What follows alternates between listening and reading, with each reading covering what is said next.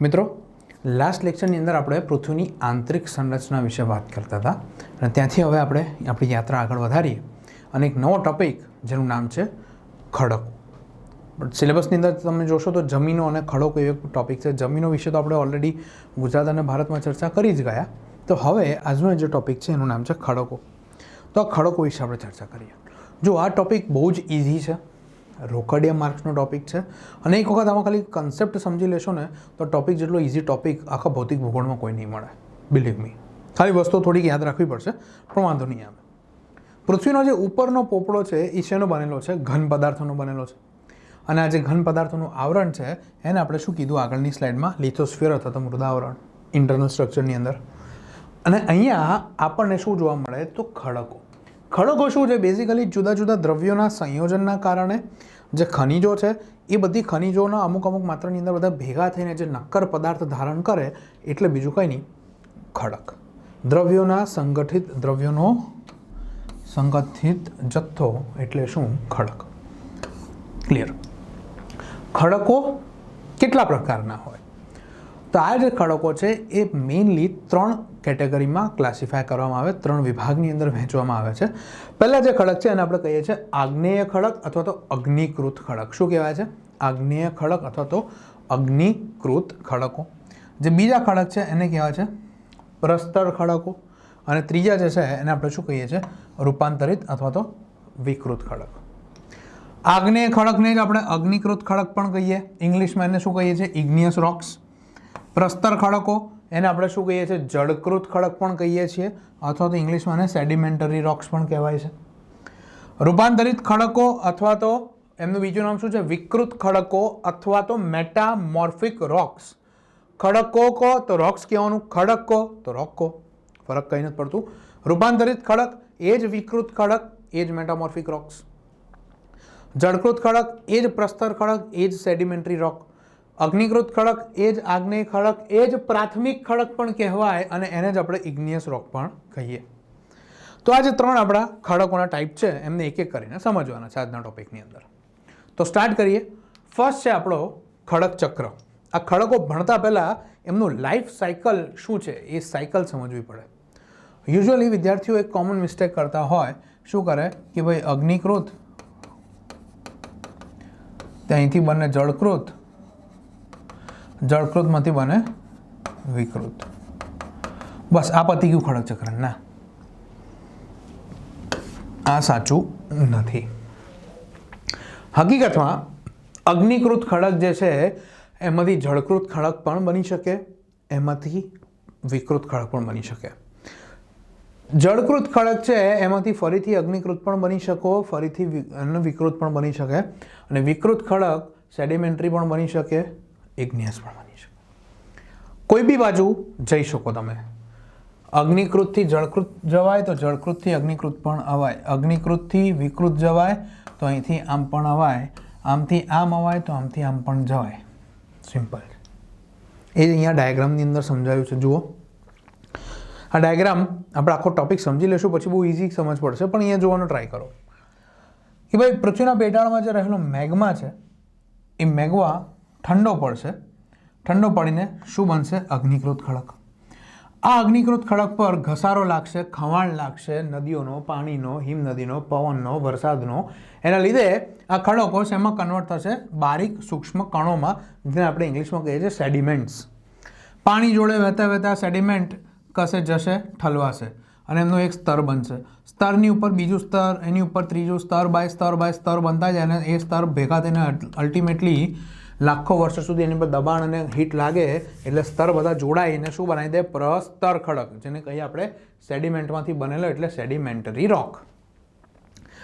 આ જે જળકૃત ખડક છે એને પર જો વધારે હીટ અને પ્રેશર આપવામાં આવે, વધારે ગરમી અને દબાણ આપવામાં આવે તો એ પોતાનું સ્વરૂપ બદલે, રૂપાંતરિત થાય અથવા તો એની અંદર વિકૃતિ ઉત્પન્ન થાય, વિકૃત ખડક બને એટલે કે મેટામોર્ફિક રોક બને. આ સિમ્પલ સાયકલ છે. પણ એવું જરૂરી નથી કે દર વખતે આવું જ થાય. અમુક વખત શું થાય તો કે આ અગ્નિકૃત ખડક છે એ પાછો કોઈક કારણથી મેગ્માના સંપર્કમાં આવે તો એ પાછો પીગળીને શું બની જાય? અગ્નિકૃત ખડક છે એની પર હીટ અને પ્રેશર વધારે અપ્લાય થશે તો એ શું બની જશે? તે ફરીથી મેટામોર્ફિક રોક બની શકે. આ મેટામોર્ફિક રોક એ મેગ્માના સંપર્કમાં આવીને અગ્નિકૃત પણ બની શકે, અથવા તો આ જ મેટામોર્ફિક રોક પર ઘસારો લાગવાથી એના સેડિમેન્ટ બને અને એ સેડિમેન્ટરી રોકમાં પણ કન્વર્ટ થઈ શકે. અગ્નિકૃત ખડકમાંથી સેડિમેન્ટરી પણ બની શકે, અહીંથી પણ બની શકે. સેમ વે જળકૃત ખડક જે છે એ જો કોઈ કારણથી લાવા કે મેગ્માના સંપર્કમાં આવી ગયો તો એ શેમાં આવી જશે પછી અહીંયા. ક્લિયર? તો ગમે તે બાજુ તમે જઈ શકો. આટલી એક વસ્તુ ધ્યાનમાં રાખજો. સમજીએ હવે ખડકો એટલે વધારે આઈડિયા આવે. આ રોક સાયકલ બીજો એક ડાયાગ્રામ છે. મેગ્મા ઠંડો ઉપર ઉઠ્યો, બન્યો લાવા. જો લાવા એટલે કે પૃથ્વીની સપાટી પર આવી ગયો, અહીંયા બધો ઠંડો પડ્યો લાવા અને બની ગયા ખડકો. આ ખડકો પર વરસાદ અને વાતાવરણનું ધોવાણ થશે. એ બધી વસ્તુ ટ્રાન્સપોર્ટેશન અને ડિપોઝિશન થશે. સેડિમેન્ટ્સ પાણીની જોડે આવીને તરશે એટલે તો જળકૃત પણ કહેવાય છે. મુખ્ય ઘસારાનું પરિબળ જળ છે. એટલે આ સેડિમેન્ટ્સ આ જે સૂક્ષ્મ રચકણો છે એની પર દબાણ લાગશે, એકબીજાની જોડે જોડાશે અને શું બનશે? સેડિમેન્ટરી રોક્સ. એને હજુ દટાશે, ટેમ્પરેચર લાગશે, પ્રેશર લાગશે, એ શું બનશે? મેટામોર્ફિક રોક. આ મેટામોર્ફિક રોક પાછું અહીંયા પણ આવી શકે. આ જ મેટામોર્ફિક રોક મેલ્ટ થઈને મેગ્માની અંદર કન્વર્ટ થઈને પાછો ઇગ્નિયસ રોક પણ બની શકે. આ જે પ્રોસેસ છે, આ જે ચક્ર છે, આને આપણે શું કહીએ છીએ? ખડક ચક્ર અથવા તો રોક સાયકલ. ઇમેજ ધ્યાનથી જોજો, ઘણી બધી વસ્તુ તમને ખબર પડશે. હજુ એક રીતે સમજો, આ વસ્તુ આ સાયકલ તમારા મગજમાં ઉતરી જવી જોઈએ. જુઓ, એક આ ગ્રાફિક્સ છે, એની મદદથી આપણે સમજવાનો પ્રયત્ન કરીએ. આને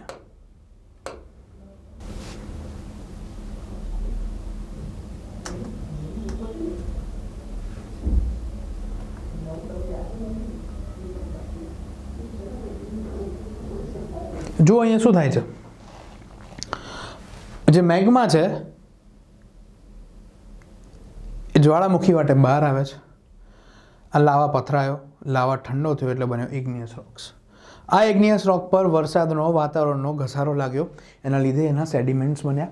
સેડિમેન્ટ્સ આ પાણી જોડે વહેતા વહેતા વહેતા વહેતા કશે દરિયામાં આવીને ક્યાં તો કોઈક નદીના વિસ્તારમાં જઈને ઠલવાશે. ઇરોઝન એન્ડ ટ્રાન્સપોર્ટેશન એટલે ઘસારો અને એનું પરિવહન, અને એનું શું થઈ ગયું? નિક્ષેપણ. આ નિક્ષેપણ થતું જાય અને લાખો વર્ષો સુધી એના સ્તર બનતા જાય એટલે એમની વચ્ચે એક બોન્ડિંગ થાય, સિમેન્ટેશન થાય અને એની ઉપર પ્રેશર લાગે પ્લસ સિમેન્ટેશન થાય. એના લીધે આ વસ્તુ શેમાં કન્વર્ટ થાય? તો વસ્તુ કન્વર્ટ થાય તમારી સેડિમેન્ટરી રોક્સમાં. આ જ સેડિમેન્ટરી રોક હજુ નીચે જાય, એની પર વધારે તાપમાન પ્રેશર લાગશે તો એ શેમાં કન્વર્ટ થઈ જશે? મેટામોર્ફિક રોકમાં. આ એનો ડાયાગ્રામ છે. ખ્યાલ આવ્યો? તો આ રીતે અહીંયા આખું કામ થાય છે. બીજો એક ડાયાગ્રામ જોઈએ આપણે. બીજો રાધર ગ્રાફિક્સ જોઈએ. જુઓ, ધ્યાનથી જોજો, આ બહુ સરસ મજાનો છે. શું છે આ? મેગ્મા ઉપર ઉઠ્યો, જ્વાળામુખી તરફ આવ્યો. 3 બેઝિક રોકના ટાઈપ છે: ઇગ્નિયસ રોક, સેડિમેન્ટરી રોક્સ અને મેટામોર્ફિક રોક્સ. ગ્રેનાઇટ ઉદાહરણ છે એનું ઇન્ટ્રુઝિવ ઇગ્નિયસ રોક. અત્યારે આ શબ્દો યાદ રાખજો. આંતરિક અગ્નિકૃત ખડક કીધું છે, એનું એક્ઝામ્પલ છે. જો આ જે મેગ્મા છે, જ્યારે પૃથ્વીના પેટાળની અંદર જ ઠરી જશે, સપાટી પર આવ્યા વગર પૃથ્વીના પેટાળની અંદર જ ઠરી જાય તો ઇન્ટ્રુઝિવ રોક બનાવે આંતરિક. અને જો બાહ્ય સપાટી પર આવીને ઠરે તો એ બાહ્ય અગ્નિકૃત ખડક. જેમ કે બેસાલ્ટ. સમુદ્રનું તળિયું અને ચંદ્રની સપાટી આ બંને શેના બનેલા છે? બેસાલ્ટના બનેલા છે. આ જ અગ્નિકૃત ખડકો પર વરસાદ પડે, નદી આવે, એના લીધે આ ખડકો આવા સૂક્ષ્મ રચકણમાં છૂટા પડે અને આ સેડિમેન્ટ્સ કશે ને કશે એકત્રિત થાય. કોઈ પણ જગ્યાએ એકત્રિત થાય, નદીમાં, પાણીમાં, જમીનમાં.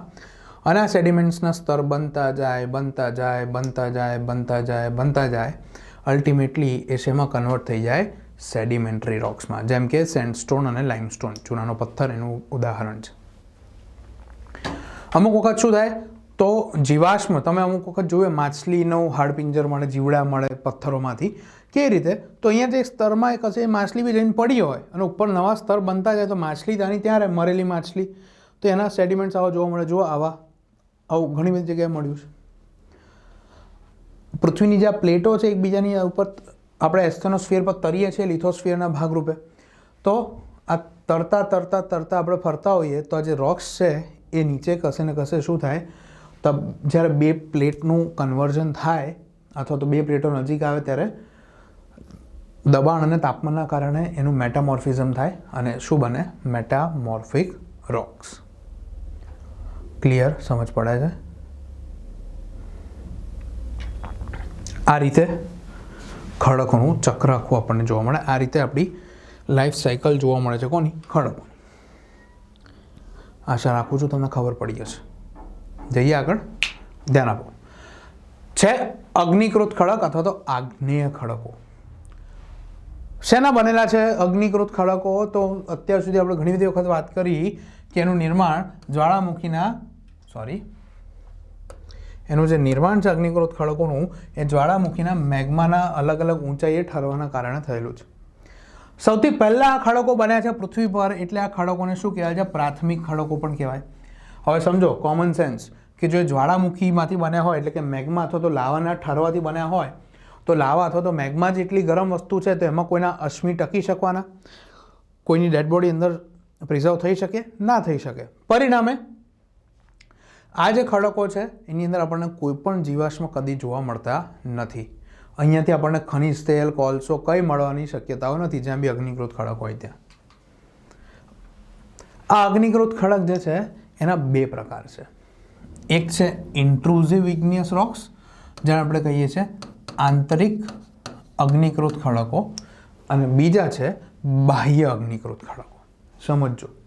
પહેલાં સમજો પછી એનો એક એનિમેશન જોઈએ. જ્વાળામુખીનો મેગ્મા સપાટી પર આવવાનો પ્રયત્ન કરે પરંતુ ઉપર આવી શકતો નથી. પરિણામે એ પેટાળની અંદર જ પેલું આપણે જોયું ને ઘુમ્મટાકાર પર્વત, ના હવે જોઈશું એ તો ઘુમ્મટાકાર પર્વત, પણ આ જે મેગ્મા છે એ સપાટી પર આવવા માંગે છે પણ ઉપરના ખડકોને તોડી નથી શકતો. પરિણામે પૃથ્વીના પેટાળમાં જ અલગ અલગ જગ્યાએ, અલગ અલગ ઊંચાઈએ, અલગ અલગ આકારની આકૃતિઓ બનાવીને સ્થિર થઈ જાય, ઠંડો થઈ જાય. તો પૃથ્વીની આ જે સપાટી છે, આ જે લિથોસ્ફિયર છે જે આપણે રહીએ છીએ એની નીચે આ પેટાળમાં જ્યાં બી લાવા મેગ્મા ઠંડો પડીને નક્કર બની જાય તો આવા સપાટીની નીચે બનેલા અગ્નિકૃત ખડક એમને શું કહેવાય? આંતરિક અગ્નિકૃત ખડક. જો એકદમ ઊંડાઈ પર બન્યા હોય તો એમને પાતાળીય અગ્નિકૃત ખડક કહેવાય, જે વધારે ઊંડાઈએ હોય. અહીંયા જે આ પાતાળી અગ્નિકૃત ખડક છે એ બહુ ધીમે ધીમે ઠંડા પડે અને ઠંડા પડતા એને વાર લાગે એટલે એમાં સ્ફટિક મોટા બને. જ્યારે મધ્યસ્થ અગ્નિકૃત ખડક જે સપાટીની નજીકના વિસ્તારમાં હોય તો અહીંયા ખડકો જલ્દી ઠંડા થાય, મેગ્મા જલ્દી ઠંડો થાય, એના લીધે અહીંયા સ્ફટિકો તમને નાની સાઇઝના જોવા મળશે. બરોબર? ઉદાહરણ લેકોલિથ, ફેકોલિથ, ડાઇક, સીલ, આ બધી વસ્તુ શેના ઉદાહરણ છે? મધ્યસ્થ અગ્નિકૃત ખડકોના. જો આ રહ્યા. એ પહેલાં આંતરિક અને બાહ્ય અગ્નિકૃત. તો બાહ્ય અગ્નિકૃત ખડક કોને કહેવાય? તો ભાઈ આ જ્વાળામુખી છે, આ જ્વાળામુખીમાંથી લાવા બહાર આવ્યો અને લાવા ઠંડો પડે એટલે કે પૃથ્વીની સપાટી પર જે ખડકો બન્યા લાવાના ઠરવાથી એને બાહ્ય અગ્નિકૃત કહેવાય. અને માની લો જ્વાળામુખી ફાટી જ ના શક્યો અને અહીંયા બધો મેગ્મા ઠંડો થઈ ગયો તો આ શું થઈ ગયું? આંતરિક અગ્નિકૃત ખડક. ક્લિયર? સમજો એને.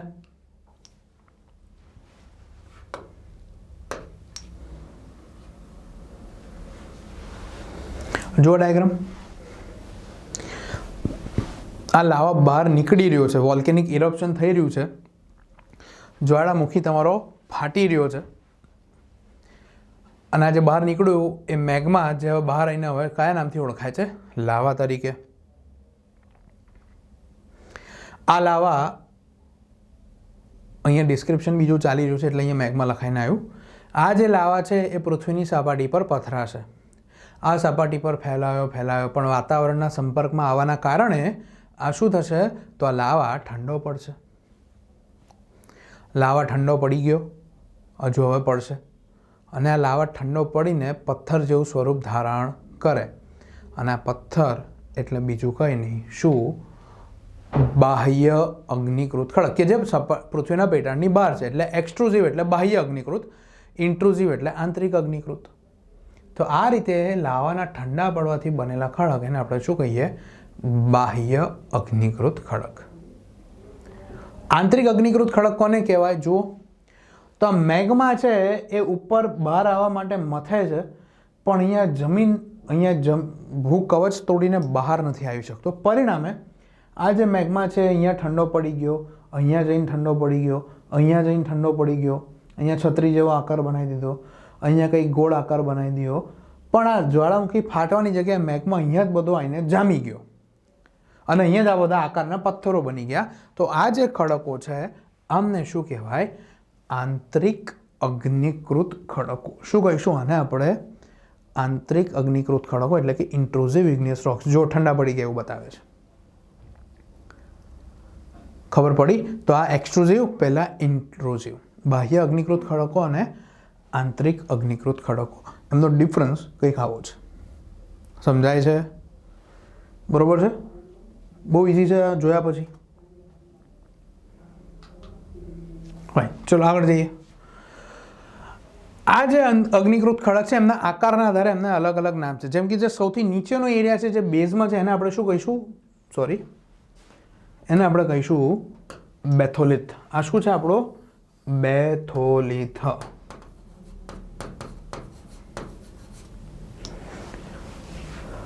જ્યારે આ મેઘમા ઉપર ઉઠીને આવો ગુંબજ જેવો આકાર બનાવીને ઠંડો થાય તો એને શું કહેવાય? લેકોલિથ. આજે આપણે આગળ જોયું ને, લેકોલિથ, ફેકોલિથ, ડાઇક, એને જ સમજીએ છીએ. અલગ અલગ આકારના લીધે એના અલગ અલગ નામ હોય, બીજું એમાં કંઈ નથી.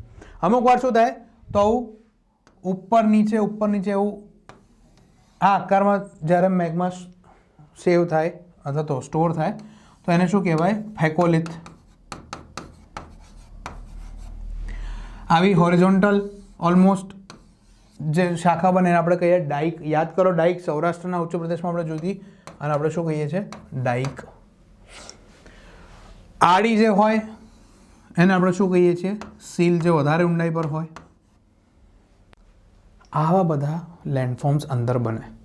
આને બે જગ્યાએ તમને આ વસ્તુ જોવા મળી શકે. આ તમે એઝ અ આંતરિક અગ્નિકૃત ખડક પણ ભણી શકો, અથવા તો જ્વાળામુખી દ્વારા નિર્મિત ભૂમિ સ્વરૂપોમાં, આંતરિક ભૂમિ સ્વરૂપમાં પણ તમે આ જ વસ્તુ જોવા મળશે. વસ્તુ સેમ જ છે. જો batholith, these are the large granitic rock bodies. જે સૌથી નીચે છે એ શું છે તમારા? આ જે છે આ તમારા બેથોલિથ. અહીંયા જે બનશે એ બેથોલિથ બનશે. પછી લેકોલિથ, લાર્જ ડોમ શેપ.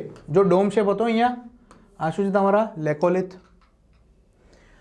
કર્ણાટકા પ્લેટુ, કર્ણાટકનો જે ઉચ્ચ પ્રદેશ છે તો અહીંયા આપણને આવા ડોમ જોવા મળે છે. એટલે પૂછી લે કે આ લેકોલિથ ભારતમાં ક્યાં? તો કર્ણાટકના ઉચ્ચ પ્રદેશમાં. મોટાભાગની જગ્યાએ આ ઘસારો જ્યારે થાય, ખવાણ થાય, ત્યારે બેથોલિથ અને લેકોલિથ વિઝિબલ બને છે. ફેકોલિથ શું હોય? તો આવું ઉપર નીચે જેવો આકાર છે એ શું છે? ફેકોલિથ. ઉધ્વ અને અધોપતન એવું દેખાય છે એ શું છે? આપણા ફેકોલિથ. પછી સીલ અને ડાઇક. તો આ સીલ અને આ છે ડાઇક. વર્ટિકલ હોય તો ડાઇક, હોરિઝોન્ટલ હોય તો સીલ. ક્લિયર? જોઈ લો, આ બીજો એક સારો ઇમેજ છે, સારી ઇમેજ મળી છે. આમાં તમને વોલ્કેનોના પાર્ટ્સ પણ ક્લિયરલી દેખાય. આ છે વોલ્કેનોનું ક્રેટર, એટલે કે જ્વાળામુખ. આ જે મેગ્મા છે અહીંયા નીચે બધો, એ મેગ્મા જે રસ્તે આ એનો મેગ્માનો રસ્તો થયો ને, અહીંયા આ પાઇપલાઇન કહી દો, તો આને શું કહેવાય? ચેમ્બર કહેવાય. શું કહેવાય? મેગ્માની ચેમ્બર. કે અહીંથી આવે છે તો અહીંયા જે સ્ટોરેજ થયું, આ ચેમ્બર છે. આ વેન્ટ છે. શું છે? વેન્ટ, જે રસ્તે આવે છે. આ સીલ છે. ઊભા હોય એ ડાઇક હોય, આડી હોય એ સી હોય, સીલ હોય. આ જુઓ તમારા લેકોલિથ, ગુંબજ આકારના ડોમ શેપ. આ એ વસ્તુઓ છે. ક્લિયર? સેકન્ડ છે હવે બાહ્ય અગ્નિકૃત ખડકો, જે પ્રમાણમાં સિમ્પલ છે. બાહ્ય અગ્નિકૃત ખડકોની અંદર સપાટી પર આવીને જે ઠંડા થયા એને આપણે કહીએ છીએ બાહ્ય અગ્નિકૃત ખડક. દક્ષિણ ભારતનો ઉચ્ચ પ્રદેશ, મુંબઈની આજુબાજુનો એરિયા, અહીંયા બધે આપણને શું જોવા મળે છે? બેસાલ્ટિક ખડકો જોવા મળે છે, જેનું પ્રાઇમ એક્ઝામ્પલ છે કોનું? બાહ્ય અગ્નિકૃત ખડકોનું. પ્રસ્તર ખડકો એટલે શું? તો જો અગ્નિકૃત ખડક હતા એની પર ઘસારો લાગવાનો. તો ઘસારો કોનો લાગે? તો નદીઓ છે, હિમ નદી છે, પવન છે, બધાના લીધે જે ઘસારાની પ્રક્રિયા થાય અને એના લીધે જે નિક્ષેપણ થાય, એના સૂક્ષ્મ રજકણો, બારીક કણોની અંદર એનો તૂટે, અને એ જે નિક્ષેપ, એ જે સેડિમેન્ટ્સ જેને આપણે ઇંગ્લિશમાં કહીએ, એના જે સૂક્ષ્મ ઘટકો છે, એને કશે ડિપોઝિશન થાય, કશે વસ્તુનું નિક્ષેપણ થાય, અને કાળક્રમે નિક્ષેપણ થતા રહે અને લાખો વર્ષોની દબાણની પ્રક્રિયા બાદ એ સ્તર પ્રતિસ્તર બને અને એ સ્તરો વડે બનેલા ખડક એટલે પ્રસ્તર ખડક. એની અંદર અવશેષો પણ દબાયેલા હોય. માની લો અહીંયા એક લેયર પડ્યું, માની લો ચલો કેલ્શિયમના કોઈક વસ્તુ અહીંયા એક લેયર બન્યું. હવે અહીંયા કોઈક પક્ષી મરીને પડ્યું, એના હાડકાં ને બધું અહીંયા છે, એની ઉપર બીજું લેયર, આમ લેયર બાય લેયર ઉપર જતા રહે. આને કોઈ છેડવાનું નથી. પરિણામે આ ખડકોમાંથી આપણને શું મળે? અશ્મિઓ મળે. બહુ મોટી માત્રામાં આપણને જીવાશ્મ મળ્યા છે. તમે ન્યૂઝમાં જોતો હશે કશેથી 1.5 લાખ વર્ષ જૂનું કોઈક અશ્મિ મળી આવ્યું કોઈક જીવડાનું, એ આવી રીતે સંવર્ધન થયેલું હોય. કોઈ ત્યાં પથ્થરમાં જીવડું ઠોકીને જ બેસાડેલું એ જમાનામાં, એ આવી રીતે સંવર્ધન થયેલું છે. કે પરવાળા છે, ડોલોમાઇટ છે, મીઠાના ખડક છે, આ બધી વસ્તુઓ એક્ઝામ્પલ છે આના. પણ આ જે પ્રસ્તર ખડક છે એના ટાઈપ પડે. જેમ કે એક હોય ક્લાસ્ટિક રોક્સ, એટલે કે ખડક પદાર્થ નિર્મિત પ્રસ્તર ખડક. ખડક પદાર્થ નિર્મિત ખડક એટલે શું? કે કોઈ વસ્તુના ખવાણના કારણે જે એના સેડિમેન્ટ્સ છૂટા પડે અને એ ડિપોઝિશન થવાથી બને એને કહેવાય ખડક આધારિત. જેમ કે રેતીના ખડક, કોંગ્લોમરેટ, માટીના ખડક. તો ભાઈ રેતીના પથ્થરનો ઘસારો થવાથી રેતીનું અથવા તો રેતીના જે ખડકો છે એ શેના લીધે બનશે? તો કોઈ એક ખડકના ઘસારાના કારણે થશે. ઘસાઈને છૂટા પડીને કશે ઠલવાયા અને બન્યા તો એ ખડક આધારિત. પણ જરૂરી નથી કે દર વખતે પ્રસ્તર ખડક તમારા આવી રીતે જ બને. કોઈક વાર શેનાથી બનશે? કોઈ કેમિકલ રિએક્શનના કારણે પણ બનશે. જેમ કે વહેતા પાણીની અંદર કોઈક રાસાયણિક પદાર્થ ઓગળે અને એના ક્ષાર બને અને ક્ષારના સ્તર બને તો એ ક્ષારીય ખડક બનશે અથવા તો પ્રસ્તર ખડક બનશે. જેમ કે ચિરોડી છે, મીઠાના ખડક છે. તો એ સોલ્ટ જે છે વહેતા પાણીની અંદર, એ સોલ્ટ પાણી જોડે પ્રક્રિયા કરે અને સોલિડિફાય થાય, સ્ફટિકનું સ્વરૂપ ધારણ કરે અને સ્ફટિકોના કારણે જે ખડક બનશે એને શું કહેવાય? તો રાસાયણિક પદાર્થ નિર્મિત પ્રસ્તર ખડક. ત્રીજા આવે સેન્દ્રિય પદાર્થ નિર્મિત. એટલે શું? કે કોઈક અશ્મિ કે કોઈક વનસ્પતિ કોઈ એક જગ્યાએ જમા થાય અને ખડકનું સ્વરૂપ, એના અવશેષો છે એ જમા થઈને ખડકનું સ્વરૂપ ધારણ કરે. એમાં 2 ટાઈપના હોય. એક હોય ચૂનાવાળા અને બીજા હોય કાર્બનયુક્ત. ચૂનાળું ખડકનું બેસ્ટ એક્ઝામ્પલ તમારે જોવું હોય તો એ છે પરવાળા. આપણે જોયું તો બાહ્ય કંકાલ સ્તરીય કંકાલ તંત્ર ધરાવતા જીવો છે. આપણે હાડકા કેલ્શિયમના છે તો એ પરવાળાનો જથ્થો કશે ભેગો થતો જાય અને અલ્ટિમેટલી એના જે લેયર્સ બને એને આપણે કહીએ કોરલ્સ, પરવાળાના ટાપુ અને પરવાળાના ખડક. તે ચૂનાળું ખડક છે. એની અંદર કેલ્શિયમની માત્રા વધારે, અમુકમાં કાર્બનની માત્રા વધારે. જેમ કે કોલસો, વનસ્પતિ ડટાય, કાર્બોનાઇઝેશનની પ્રક્રિયા થાય અને શું બને? કોલસો. તો આનું એક્ઝામ્પલ છે. અને છેલ્લા પ્રકારના ખડક એટલે શું? રૂપાંતરિત અથવા તો મેટામોર્ફિક રોક્સ. રૂપાંતરિત ખડક સમજો. રૂપાંતરિત ખડકો શું છે? તો અગ્નિકૃત ખડક હોય કે પ્રસ્તર ખડક હોય, બંનેમાંથી કોઈ પણને જ્યારે એક્સેસ તાપમાન, એનાથી પણ વધારે તાપમાન અને દબાણ આપવામાં આવે તો એ પરિવર્તન થાય. રાસાયણિક સંરચના એની બદલાય, એનું ફિઝિકલ એપિયરન્સ બદલાય, કેમિકલ કમ્પોઝિશન બદલાય અને એક નવા જ ખડકની અંદર એનું સ્વરૂપ આવે. પેલું પોકેમોન જોતા હતા, પોકેમોનમાં ખબર પેલું પોકેમોન વિકસિત થઈ જતું હતું, કંઈક એવું જ કે ભાઈ ખડક પર લાંબા સમય સુધી તાપમાન દબાણ લાગે, એનું કેમિકલ કમ્પોઝિશન ચેન્જ થાય, એનું મેક ઓવર થઈ જાય, રૂપ બદલી નાખે અને શું બની જાય? રૂપાંતરિત ખડક એટલે કે મેટામોર્ફિક રોક ઉર્ફે વિકૃત ખડક. એમાં આપણને કોઈ જ જીવાવશેષ જોવા મળતા નથી કારણ કે ટેમ્પરેચર વધારે છે. અહીંયા આ પ્રકારના પ્રશ્નો બહુ પૂછ્યા છે. અમુક એવા પ્રસ્તર ખડકો છે જેમાંથી વિકૃત ખડકો બને છે. તો કોનામાંથી શું બને છે? આ ટાઈપના પ્રશ્ન બહુ પૂછાય છે પરીક્ષામાં.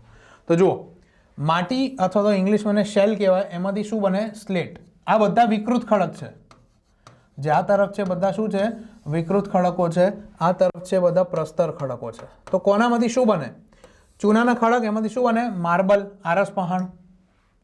રેતીના ખડક, એમાંથી શું બને? ક્વાર્ટઝાઇટ, ક્વાર્ટઝ જેને આપણે કહીએ. ચોક અથવા તો ડોલોમાઇટ, એમાંથી પણ શું બનશે? આરસ પહાણ.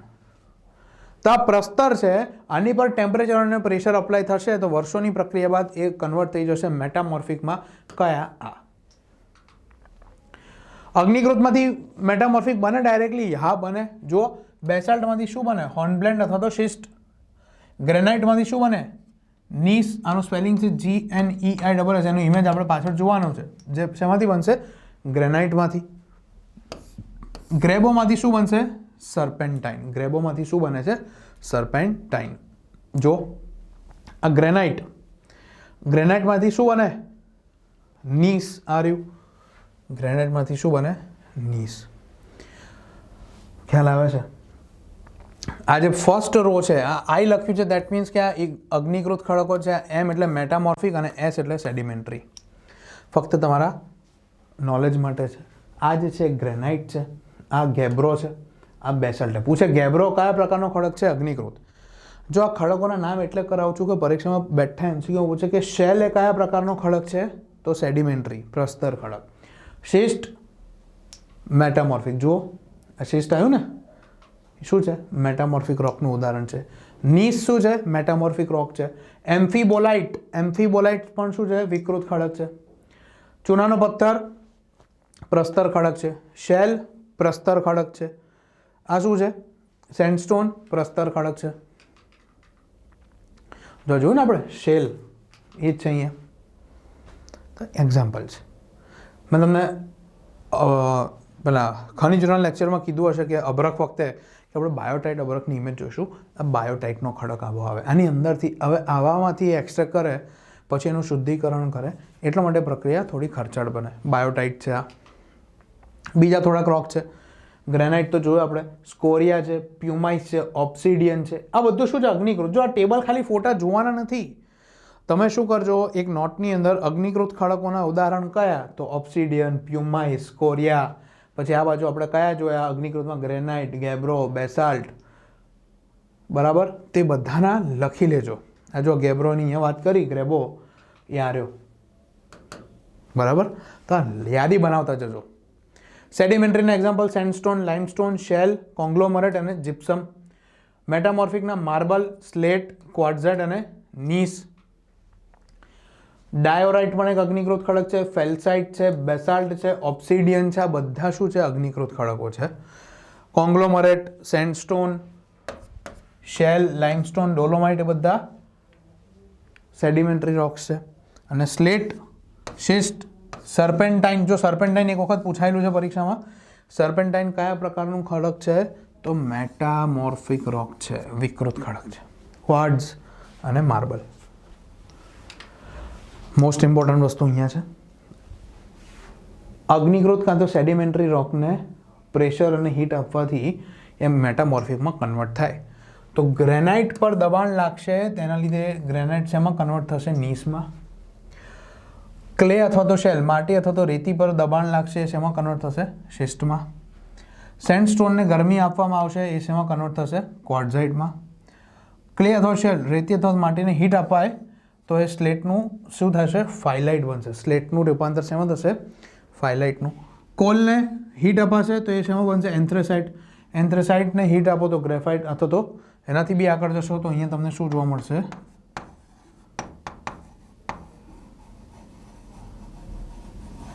હીરો. ડાયમંડ બી અહીંયા જ આવશે.